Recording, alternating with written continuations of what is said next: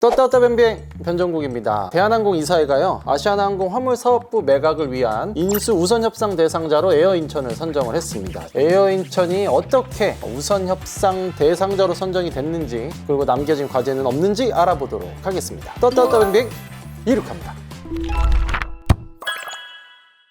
자, 6월 17일 날에 대한항공 이사회가 이사회를 열고서 우선협상 대상자로 에어인천을 선정했다라고 공시를 했습니다. 대한항공과 아시아나항공의 통합을 위해서 반드시 필요한 전제 조건이었습니다. 유럽연합의 경쟁당국인 유럽집행위원회 EC가요, 아시아나항공 화물을 다른 사람에게 팔고 와 라는 조건을 내걸었는데, 이번 인수전에 뛰어든 회사가 크게 세 곳이었습니다. 에어인천을 비롯해서 에어프레미아 그리고 이스타항공, 이렇게 3파전으로 진행이 됐었죠. 혹시나 이제 에어인천이 어떤 회사야? 라고 궁금해하시는 분들을 위해서 저한테 간략하게 에어인천에 대해서 소개를 해드리면, 에어인천은 우리나라에서 유일하게 화물 전용 항공사로 잘 알려져 있습니다. 설립이 2012년에 됐어요. 업황이 한 10년이 넘어갑니다. 사모펀드 이소시어스 사모펀드가 지금 최대 주주로 있고, 임직원 수가 2024년 4월 기준으로 150명 정도 된다, 이렇게 보시면 되죠. 에어인천의 주력기는 보잉 737-800SF 화물 전용기입니다. 대한항공이랑 아시아나항공이 가지고 있는 747이나 이런 화물기에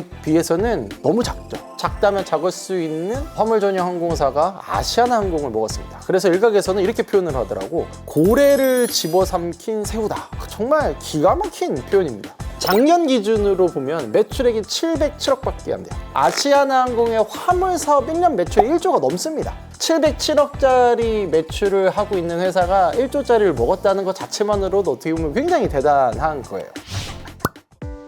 그러면 도대체 이 3파전이 벌어지고 있는 상황에서 에어인천이 어떻게 승기를 잡았나? 이 3명의 플레이어들이 가지고 있는 장단점이 매우 확실했어요. 자, 에어프레미어랑 이스타항공 같은 경우에는 여객기 사업을 하고 있기 때문에 벨리카고가 있었습니다. 화물만 가는 노선도 있지만 또 여객만 가는 노선도 있고 해서 이거를 융합적으로 잘 할 수 있었다. 시너지 효과가 확실하게 날 수 있는 그런 회사였고, 반면에 에어인천은 여객기가 없기 때문에 벨리카고가 없죠. 유럽이랑 미국을 가본 적도 없죠. 그런 경험이 좀 부재하지 않느냐라는 또 지적도 있었던 것이 사실입니다. 반대로 따져보면 에어인천이 갖고 있는 엄청난 강점 중에 하나는 이 동네에서 10년 이상 사업을 해봤던 사람들이에요. 화물만 해본 거예요. 우리가 작지만 화물은 너네보다 잘할걸? 이라고 말해도 여기다가 뭐라고 말을 할 수가 없는 거야, 사실. 그래서 이렇게 장단이 뚜렷한 회사들이 각축전을 벌이다가 결정적인 차이는 인수를 위해서 뭐가 필요합니까? 땡그랑 돈이 필요하다. 이 씨가 굉장히 조사를 사전에 많이 했습니다. 어느 놈이 괜찮을까 쭉 봤더니 에어인천이 괜찮아 라고 오히려 낙점을 한 거야. 그 이유가 일단은 에어인천이 화물 사업을 어느 정도 해본 경험이 있습니다. 그 다음에 이 재무적인 문제가 있었던 거예요. 에어인천 자체로는 돈이 없지만, 돈이 없는 이 항공사가 먹으려면 돈이 있는 쩐주들을 데리고 와야 돼요. 쉽게 말해서. 가지고는 왔어, 모든 회사들이. 그런데 자, 여러분들이 봤을 때 말로만 하는 사람, 돈을 흔들고 있는 사람, 실제로 돈을 준 사람 누구랑 하겠어요? 누가 더 뭔가 믿음직해? 세 번째. 그렇지, 돈을 그냥 갖다 준 사람이, 확정을 저어주는 사람이 맞다고. 정말 현실적인 자금 운영안을 가지고 있다라고 평가를 받았다라는 이야기가 있습니다. 또 재밌는 얘기가 사실은 있어요. 에어프레미아가 또 유력한 후보로 이제 떠올랐던 게 뭐 때문이냐면, MBK 파트너스라는 곳이 있습니다. 이 전주가 에어프레미아의 강력한 우군이었단 말이에요. 그런데 이 MBK라는 곳이 갖고 있는 위험 요소가 하나가 있었어요. 우리나라 항공사업법에 보면요, 외국인이 항공사업을 하는 기업의 지분을 49% 이상 가져가면 안 됩니다. 외국계 자본에 의해서 우리나라가 흔들리면 안 되는 거예요. MBK가 또 데리고 있는 여러 쩐주들 중에서 미국, 캐나다 이런 쪽의 기관들로 구성된 사람들이 있었던 거예요. 50%만 안 넘으면 되지만 우리나라 국토부의 내부적인 규정은 25%까지를 마지노선으로 보고 있습니다. 몇 년 전에 이제 신규 LCC들 허가해줄 때 외국계 자본이 얼마나 있는지에 대해서 똑같이 이제 판단을 했었을 텐데, 그때 구두로 말한 게 25% 넘기지 말았거든요.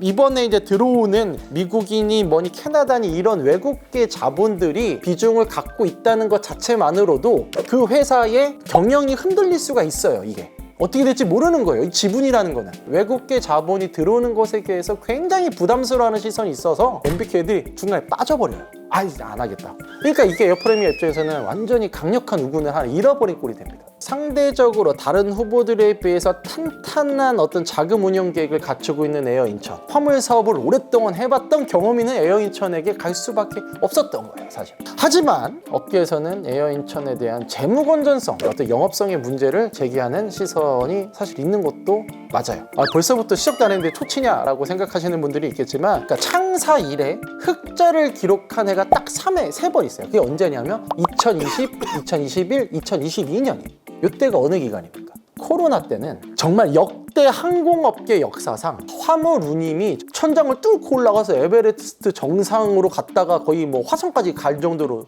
급격하게 올라간 해입니다. 항공기가 전부 다 중단이 돼버리니까 공급석은 부족해. 근데 비행기로 실어내야 될 화물은 많으니까 공급이 없고 수요는 이렇게 올라가. 그러니까 뭐 가격이 부르는 게 값이야. 이때 에어인천도 흑자를 내요. 운이 좋았던 그 3년을 제외하고는 모든 해가 영업이익 적자입니다. 지난해에도 매출은 707억을 냈지만 영업 손실이 155억이었습니다. 이런 이제 재무적인 지표만 봐서 우려를 하는 분들도 사실은 있어요. 대한항공과 아시아나항공이 공시를 할 때 보면은 화물사업부의 매출은 이제 공개를 하는데 적자가 나거나 뭐 좀 성과가 안 좋으면 영업이익은 잘 공개를 안 합니다. 재무제표에 보면은 일드라고 있습니다. 1km를 가는데 얼마큼을 벌어들였는지를 나타내는 지표는 있어요. 코로나 때 정점이었던 2020년에 아시아나항공 화물 일드는 1km당 706원이었습니다. 2019년에 일드는 1km당 287원이에요. 그러다가 작년에 아시아나항공 화물의 일드가 706원에서 420원으로 쭉 떨어져요. 항공기가 제대로 운영이 되기 시작하니까 항공 운임이 원상태로 오는 거야. 화물이 잠깐 좋았던 시절은 있었지만 화물이 계속 안 좋아지는 거고, 코로나 이전 수준으로 쭉 내려간다 그러면 대한항공과 아시아나항공마저도 영업이익이 적자가 나던 시기가 도래를 하는 겁니다. 그럼 과연 이때 에어인천이 버틸 수가 있겠느냐? 라는 의구심이 들 수밖에 없는 거예요. 아시아나항공, 대한항공은 그러면 걔네도 적자 냈는데 버텼는데 뭐 에어인천이라고 못 버티겠습니까? 맞죠. 하지만 대한항공과 아시아나항공은 뭐를 갖고 있었어? 여객 사업을 갖고 있었단 말이에요. 화물이 돈을 못 벌면 대신에 여객에서 돈을 벌어서 메꿔주는 구조가 이렇게 탄탄하게 연결이 돼 있었는데, 저기 에어인천은 여객이 없잖아. 화물만 따로 하고 있는 회사들이 대표적으로 뭐 페덱스니 뭐 카고럭스니 UPS 뭐 이런 말 그대로 글로벌 화물 전용 항공사들만 그런 걸 하고 있단 말이에요. 동아시아에서 화물기만 따로 운영하는 회사들이 그렇게 많지가 않아요. 왜냐? 그게 돈이 안 되거든. 자, 이거 어렵거든, 화물 시장이라는.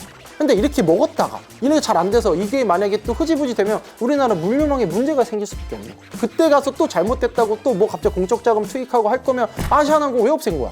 자, 그리고 또 하나 문제가 뭐냐면 아시아나항공 사업부를 인수를 해갈 때는요, 아시아나항공 화물 부분에 있던 직원들까지도 같이 데려가야 돼요. 이게 강제 조항이 아니에요. 나 가기 싫어요 라고 하면 못 가요, 이게. 아시아나항공이 갖고 있는 화물기가 747입니다. 747 기장님들 한 200분이 그대로 가야 돼요. 지금 들어오면 에어인천으로 가고 싶어 하지 않아. 만약에 뭐 전부 다 안 간다고 해서 막 뭐가 안 맞춰져가지고 막 문제가 생기면 또 이게 어떻게 될지 모르는 거예요. 이건 그냥 높아심이 하는 말인데요. 정말 개인적인 생각입니다. 뭐 아닐 수도 있지만 나는 에어인천이 자칫 잘못하면 대한항공에게 또 손 벌릴 것 같아요. 우리 정비사도 필요하고 뭐도 필요하고 뭐도 필요한데 이게 지금 좀 벅차요. 대한항공아 좀 도와주세요 라고 말할 수 있단 말이에요. 왜냐? 화물 인수가 잘 안 되면 통합이 안 되는데 어떻게 부모님이 또 줘야지, 또 가져가라. 제가 에어인천 사장님이고 대표라면 당연히 기업 입장에서는 할 만한 카드다, 저는 이렇게 생각을 합니다. 이번 인수 전에는 다양한 사모펀드들이 들어왔잖아요. 이 사모펀드들이 여기 들어올 때는 자선 사업을 하러 들어온 게 아닙니다. 엑시트를 해야 돼요, 언젠가는. 내가 예를 들면 100원을 투자했는데 50원만 먹고 나오는 투자자는 잘못된 투자 아니에요. 무조건 100원 이상의 가치를 올려줘야 된단 말이에요. 지금 한 4천에서 5천억 정도 인수대금을 썼다라는 말이 나오는데, 그거는 말 그대로 인수를 위한 돈이지 추가적으로 몇 천억이 더 들어갈 수도 있어요. 천문학적인 돈이 들어가는데 여기에 들어간 돈만큼의 뭔가를 단기간에 뽑아내야 되는데 뽑아내지 못했을 경우에는 또 다른 다양한 또 변수들이 생깁니다. 경영권이 뭐 문제가 있으면 회사 자체가 어려워지면 문제인 거고, 그러다가 보면 뭐 항공사가 갖고 있는 자산이 뭐예요? 비행기야,